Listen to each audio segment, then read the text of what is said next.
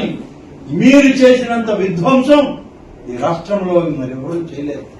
బహుశా ఈ దేశంలో కాదు, ప్రపంచ దేశాల్లో కూడా హిందూ ధర్మాన్ని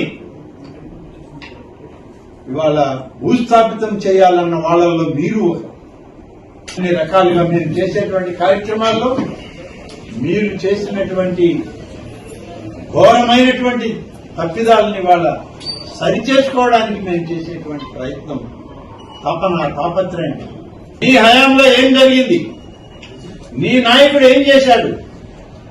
రామతీర్థం శ్రీరామాలయంలో శ్రీరామచంద్రుడి యొక్క తలని విరక్కొట్టినటువంటి వ్యక్తులు మీరు ఇవాళ ఆగమ పండితుల గురించి, శాస్త్రాల గురించి, ధర్మాల గురించి మీరు వెల్లువేస్తూ ఉంటే వినాల్సినటువంటి దౌర్భాగ్యం ఈ రాష్ట్ర ప్రజానీకాన్ని పట్టిందని ఆలోచన. రథాలు తగలబెట్టారు.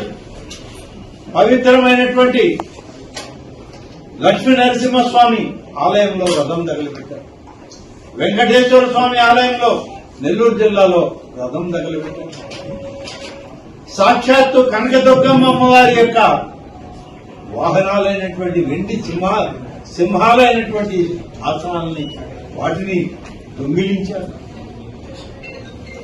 ఇన్ని అకృత్యాలు చేసిన మీరు ఇవాళ గోశాల గురించి, సహజ సిద్ధంగా జరిగేటువంటి గోశాలలో జరిగేటువంటి ప్రమాదాల గురించి మీరు మాట్లాడడం విడ్డూరంగా ఉంది.